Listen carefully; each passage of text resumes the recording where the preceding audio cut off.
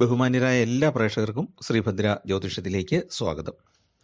നമ്മൾ 1199 കൊല്ലവർഷത്തിലെ കർക്കിടക മാസ ഫലങ്ങളാണ് ചർച്ച ചെയ്തുകൊണ്ടിരിക്കുന്നത്. അതായത് ഒരു മാസത്തെ താൽക്കാലിക ഫലങ്ങളാണ്. ഈ വീഡിയോയിൽ നമുക്ക് മൂലനക്ഷത്രം മുതൽ രേവതി നക്ഷത്രം വരെയുള്ള വിവിധ നക്ഷത്രങ്ങളിൽ ജനിച്ചവരുടെ താൽക്കാലിക ഫലമാണ് നോക്കാനുള്ളത്. ഇപ്പോഴത്തെ ഒരു പ്രധാന ഗ്രഹനില എന്ന് പറഞ്ഞാൽ ശനി വക്രത്തിൽ കുംഭൻ രാശിയിൽ സഞ്ചരിക്കുന്നു. വ്യാഴവും ചൊവ്വയും ഗുരുമംഗള യോഗത്തോടുകൂടി ഇടവൻ രാശിയിൽ സഞ്ചരിച്ചുകൊണ്ടിരിക്കുന്നു. സൂര്യനും ശുക്രനും ശുക്രാദിത്യ യോഗം കർക്കടകൻ രാശിയിലുണ്ട്. ബുധൻ ജൂലൈ 19 ചിങ്ങൻ രാശിയിലേക്ക് കടന്നിട്ടുണ്ട്. പിന്നെ രാഹു മീനത്തിലും കേതു കന്നിരാശിയിലുമാണ് സഞ്ചരിക്കുന്നത്. അപ്പോൾ ഇതിൻ്റെ അടിസ്ഥാനത്തിൽ നമുക്ക് ഈ നക്ഷത്രക്കാരുടെ മൂലം മുതൽ രേവതി വരെയുള്ള നക്ഷത്രക്കാരുടെ വിവിധ ഫലങ്ങൾ നോക്കാം. മൂലനക്ഷത്രക്കാരെ സംബന്ധിച്ചിടത്തോളം മനക്ലേശമുണ്ടാക്കുന്ന ചില അനുഭവങ്ങൾ ഉണ്ടാകും. താൽക്കാലികമാണ്. അതായത് ധനപരമായിട്ട് കുറച്ചൊരു ബുദ്ധിമുട്ട് നേരിടുന്നതായിട്ട് അനുഭവപ്പെടും. ബിസിനസ്സിൻ്റെ കാര്യത്തിലൊക്കെ ഒരല്പം ഞെരുക്കം, സാമ്പത്തിക ഞെരുക്കം അനുഭവപ്പെട്ടേക്കും. എന്ന് പറഞ്ഞാൽ നഷ്ടം വരുമെന്നുള്ളതല്ല, ഉദ്ദേശിക്കുന്ന സോഴ്സുകളിൽ നിന്ന് അല്ലെങ്കിൽ ഉദ്ദേശിക്കുന്ന ആളുകളിൽ നിന്ന് പണം എത്താനുള്ള ബുദ്ധിമുട്ട് നേരിട്ടേക്കാം. എന്നാൽ അതേ സമയത്ത് ഭൂമിയിൽ നിന്നുള്ള ആദായം ലഭിക്കും, ശത്രുക്കളുടെ പ്രവർത്തനങ്ങളെയൊക്കെ പ്രതിരോധിക്കാൻ സാധിക്കും എന്നുള്ള ഗുണങ്ങളും ഉണ്ട്. കാരണം 3-ലാണ് ശനി സഞ്ചരിക്കുന്നത്. അപ്പോൾ ശനിയുടെ ആനുകൂല്യങ്ങൾ കിട്ടുന്നതാണ്. സർക്കാർ കാര്യങ്ങളിൽ കുറേയേറെ അലച്ചിൽ ഉണ്ടാകും. എന്ന് പറഞ്ഞാൽ പലതവണ ശ്രമിക്കേണ്ടി വരും കാര്യങ്ങൾ കിട്ടാനായിട്ട്. ഉദ്യോഗസ്ഥരെ സംബന്ധിച്ചും ജോലിഭാരം വർദ്ധിക്കുന്ന സമയമാണ്. അതായത് പ്രതീക്ഷിച്ചിരിക്കാതെ പല ജോലികളും വന്നു ചേരും എന്നുള്ളതാണ് ബുദ്ധിമുട്ട്. സഹോദരങ്ങളുടെ പിന്തുണയൊക്കെ ലഭിക്കുന്നു. അതുപോലെ തന്നെ തീർത്ഥാടനങ്ങളും ക്ഷേത്ര ദർശനം അല്ലെങ്കിൽ നമ്മുടെ മതപരമായ ദേവാലയങ്ങളുടെ ദർശനം ഒക്കെ നടത്താനായിട്ടുള്ള അവസരങ്ങൾ ധാരാളമായിട്ടുണ്ടാകും. അതുപോലെ തന്നെ നമ്മുടെ പ്രണയബന്ധങ്ങളൊക്കെ സക്സസ് ആകാനുള്ള സാധ്യതയും ഉണ്ട്. ഗുണമായിട്ട് അനുകൂലമായിട്ട് വരാനുള്ള സാധ്യതയുണ്ട്. വിവാഹത്തിലേക്ക് എത്തിയില്ലെങ്കിലും വീട്ടുകാരുടെ ഭാഗത്തു നിന്നുള്ള എതിർപ്പുകളൊക്കെ കുറയാനുള്ള സാധ്യത കാണുന്നുണ്ട്. പിന്നെ രോഗങ്ങളൊക്കെ ബാധിച്ച് കിടക്കുന്നവർക്ക് നല്ല ചികിത്സ ലഭ്യമാക്കുക. രോഗം കുറയാനുള്ള സാധ്യതയുണ്ട് നല്ല ചികിത്സ കിട്ടിയാൽ. പിന്നെ നമ്മൾ നോക്കുമ്പോഴത്തേക്കും സ്വർണം ഒക്കെ വ്യാപാരത്തിൽ ഒരല്പം കുറവ് സംഭവിക്കാനുള്ള സാധ്യതയുണ്ട്. വിലക്കുറവോ അങ്ങനെയുള്ള എന്തെങ്കിലും ചെറിയ തോതിലാണ്, വൻതോതിലുള്ള ഇടിച്ചിലല്ല ഉദ്ദേശിച്ചത്. എങ്കിലും നമ്മൾ വളരെ സന്തോഷിച്ചിരിക്കുമ്പോൾ ഇങ്ങനെ സ്വർണം, ഷെയർ തുടങ്ങിയവ ശേഖരിച്ച് വെച്ചിരിക്കുന്ന, ഭാവിയിലേക്ക് നമ്മൾ കരുതലായിട്ട് വെച്ചിരിക്കുന്ന ചില നിക്ഷേപങ്ങളിലൊക്കെ ചെറിയ വിലക്കുറവ് വരുന്നത് മൂലം മനപ്രയാസം അനുഭവപ്പെട്ടേക്കാം. പിന്നെയുള്ളത് എന്താണെന്ന് വെച്ചാൽ നമ്മുടെ ഔദ്യോഗിക കാര്യങ്ങളിൽ പലപ്പോഴും ബുദ്ധിമുട്ടുകൾ നേരിട്ടേക്കാം മൂലനക്ഷത്രക്കാർക്ക്. വിദേശ യാത്രകൾ അത്ര ഗുണകരമാകണമെന്നില്ല. എന്ന് പറഞ്ഞാൽ മറ്റ് ദോഷങ്ങൾ വന്നില്ലെങ്കിലും ഉദ്ദേശിക്കുന്ന ജോലി അല്ലെങ്കിൽ ഉദ്ദേശിക്കുന്ന കോഴ്സിന് നമുക്കത്ര ശോഭിക്കാൻ കഴിഞ്ഞെന്ന് വരികയില്ല, അല്ലെ അതിന് പ്രവേശനം കിട്ടിയെന്നുള്ളത് വരികയില്ല.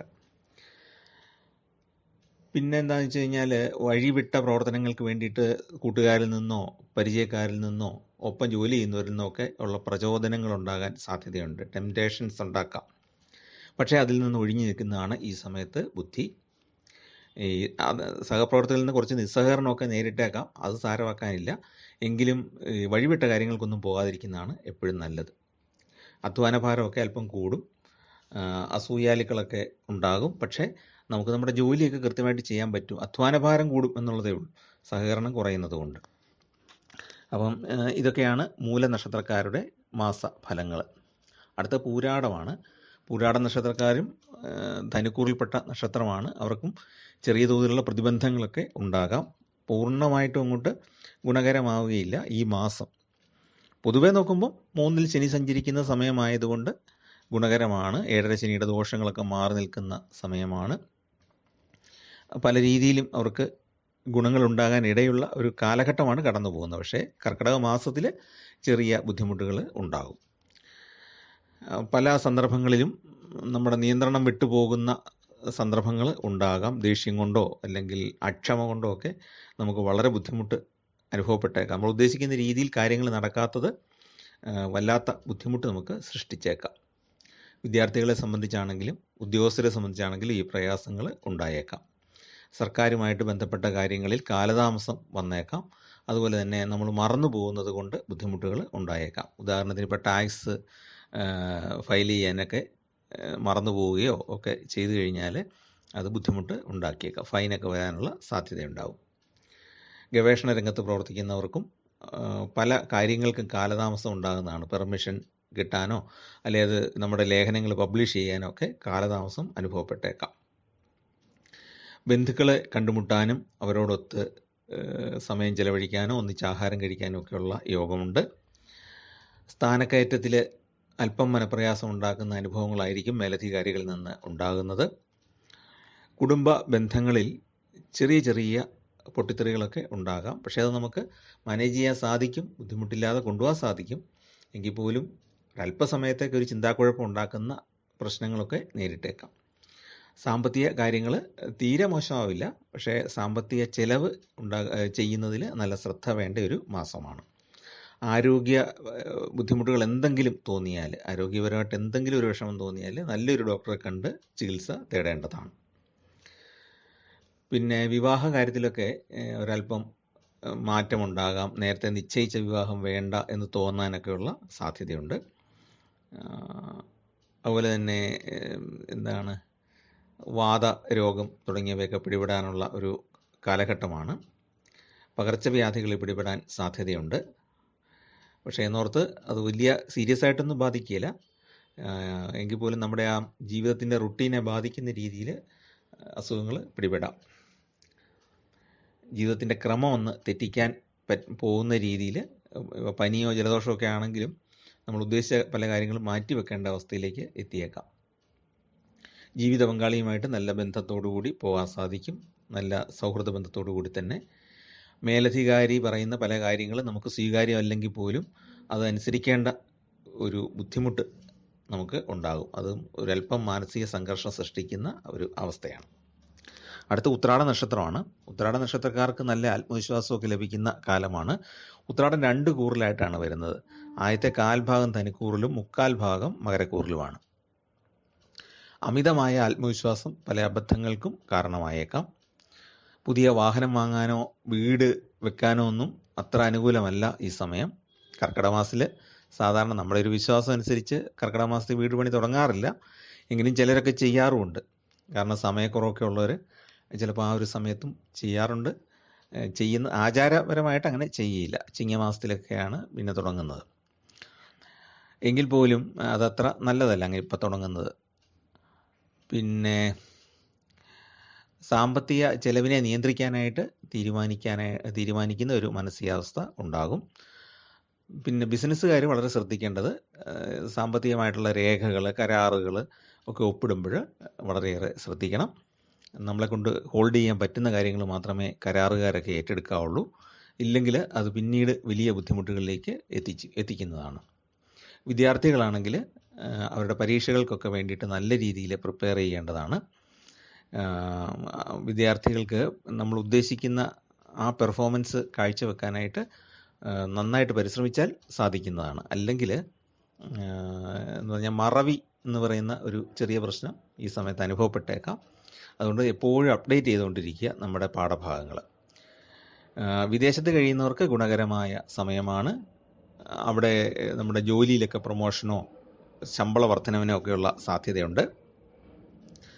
പിന്നെന്താണ്, നമുക്ക് മറ്റുള്ളവർക്ക് വേണ്ടി പ്രചോദനപരമായ പല കാര്യങ്ങളും പറഞ്ഞു കൊടുക്കാനായിട്ട് സാധിക്കും. നമ്മുടെ അനുഭവ പരിചയങ്ങൾ മറ്റുള്ളവരിലേക്ക് പകർന്നു കൊടുക്കാൻ സാധിക്കുന്ന ഒരു സമയമാണ്. കുടുംബജീവിതത്തിൽ ചെറിയ തെറ്റിദ്ധാരണകളൊക്കെ ഉണ്ടായേക്കാം.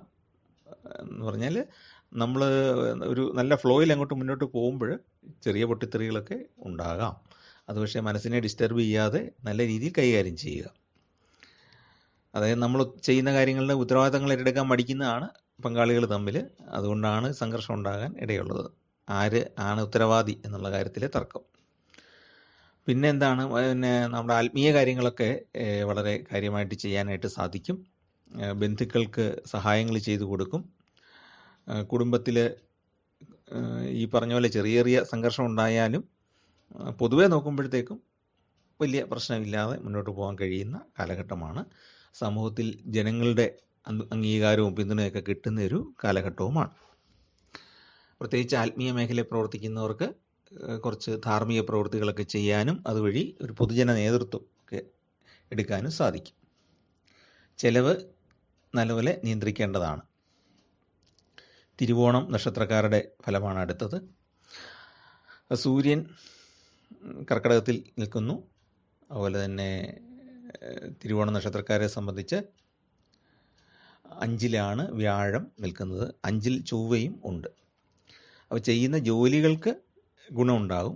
ഒരല്പം പിടിച്ചെടുക്കാനുള്ളൊരു പ്രവണത ഉണ്ടാകും. ചില കാര്യങ്ങളൊക്കെ നമ്മുടെ പരിധിയിലോട്ട് കൊണ്ടുവരാൻ വേണ്ടിയിട്ടുള്ള ഒരു പിടിച്ചടക്കൽ രീതിയൊക്കെ ഉണ്ടായേക്കാം. അതേസമയത്ത് തന്നെ മനക്ലേശത്തിന് കാരണവുമാകും.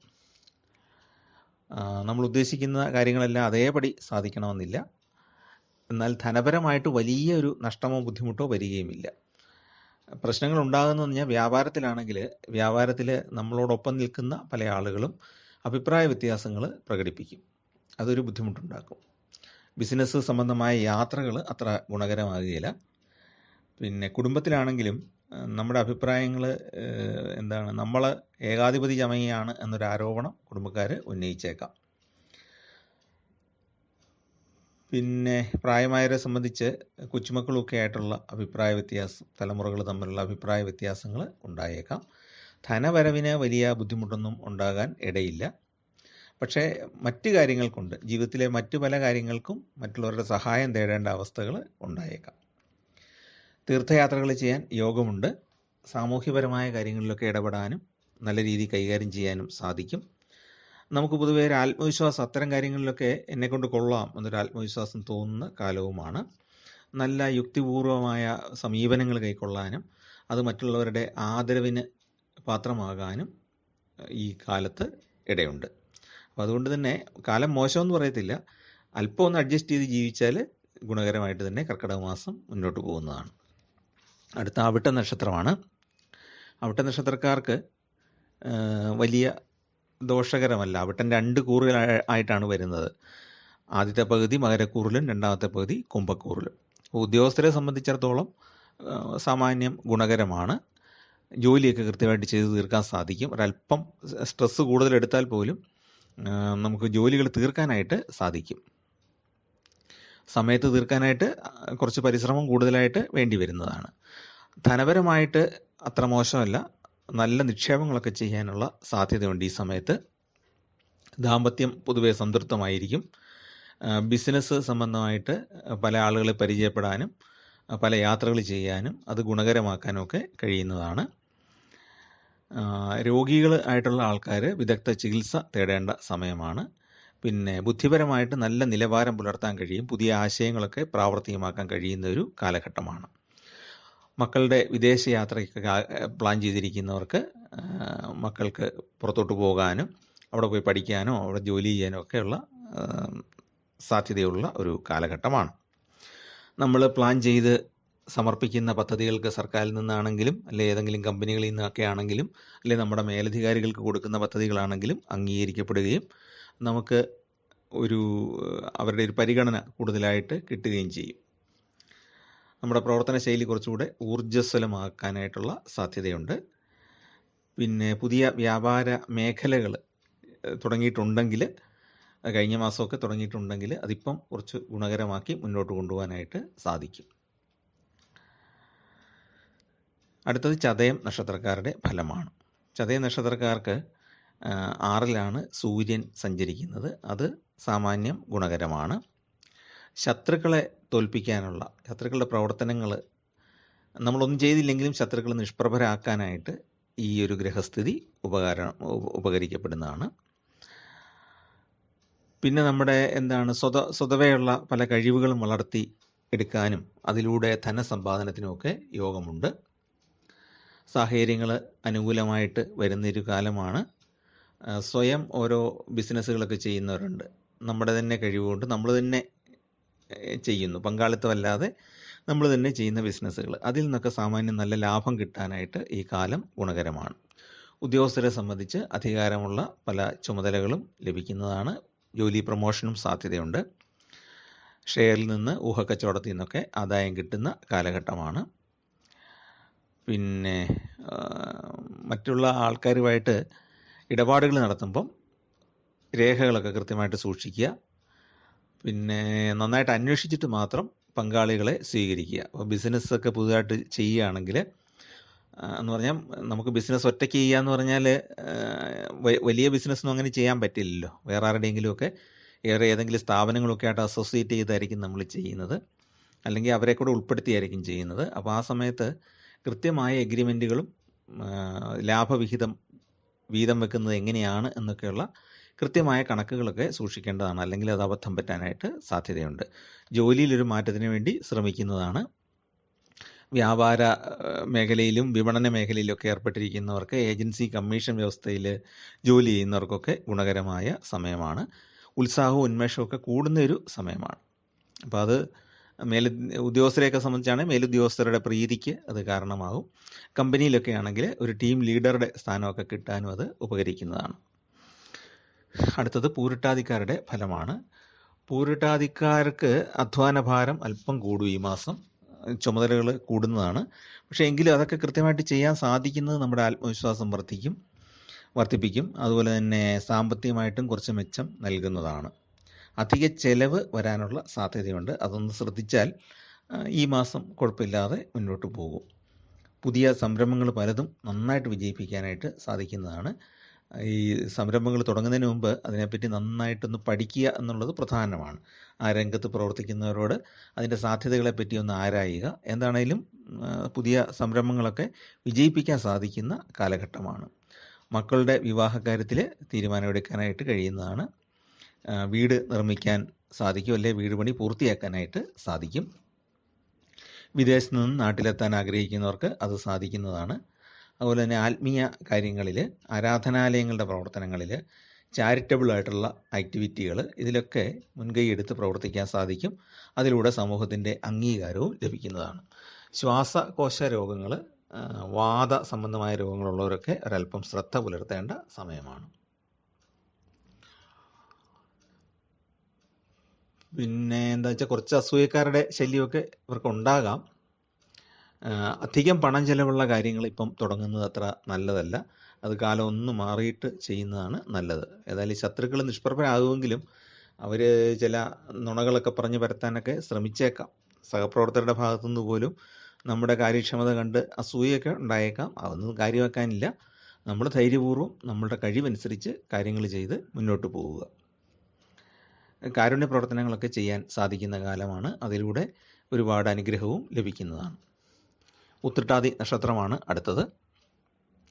ഉത്രട്ടാതി നക്ഷത്രം എന്ന് പറഞ്ഞാൽ അവർ മീനക്കുറി വരുന്നതുകൊണ്ട് തന്നെ രാഹു അവിടെയുണ്ട്. അവരുടെ 7-ൽ കേതുവും സഞ്ചരിക്കുന്നു.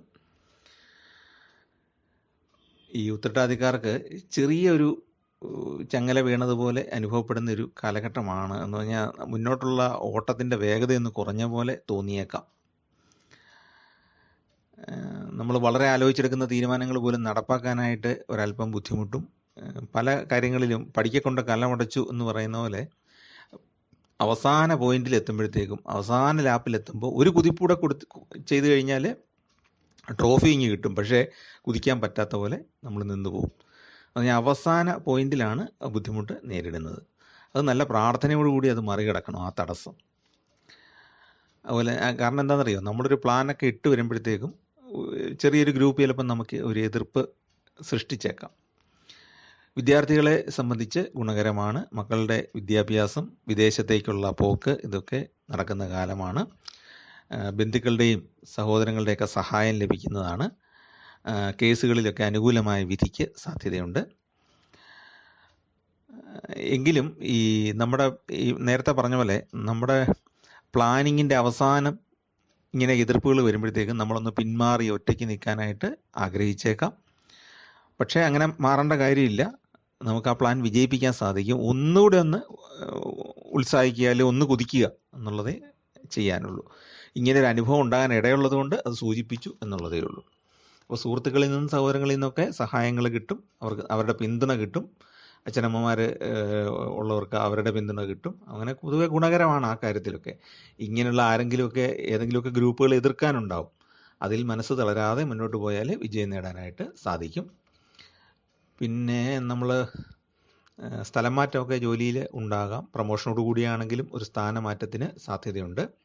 പ്രണയബന്ധങ്ങൾ അത്ര വിജയകരമാണമെന്നില്ല, മനപ്രയാസത്തിന് കാരണമായേക്കാം. ചെലവ് വർദ്ധിക്കാൻ ഇടയുള്ള കാലഘട്ടമാണ്. അടുത്തത് രേവതി നക്ഷത്രമാണ്. രേവതി നക്ഷത്രക്കാർക്ക് കരാർ ജോലികളൊക്കെ ചെയ്യുന്നവർക്ക് നല്ലതാണ്. ഏജൻസി, കമ്മീഷൻ പ്രവർത്തനങ്ങളൊക്കെ ചെയ്യുന്നവർക്ക് ഗുണകരമാണ്. അത്തരം ബിസിനസ്സുകൾ ആരംഭിക്കാനോ അത് കുറച്ചുകൂടി വ്യാപിപ്പിക്കാനോ ഒക്കെ സാധിക്കും. കൊറിയർ സർവീസൊക്കെ ചെയ്യുന്നവർക്ക് നല്ലതാണ്. സാമ്പത്തികമായിട്ട് സാമാന്യം ഗുണകരമായ കാലമാണ്. കടമൊക്കെ കുറച്ച് അടച്ചു തീർക്കാനായിട്ട് സാധിക്കും. അല്ലെങ്കിൽ ഈ ലോണുകളൊക്കെ ഒന്ന് റീഅറേഞ്ച് ചെയ്ത് നമുക്ക് ബാധ്യതകൾ കുറച്ചൊക്കെ ഒന്ന് ഒഴിവാക്കാനായിട്ട് സാധിക്കുന്നതാണ്.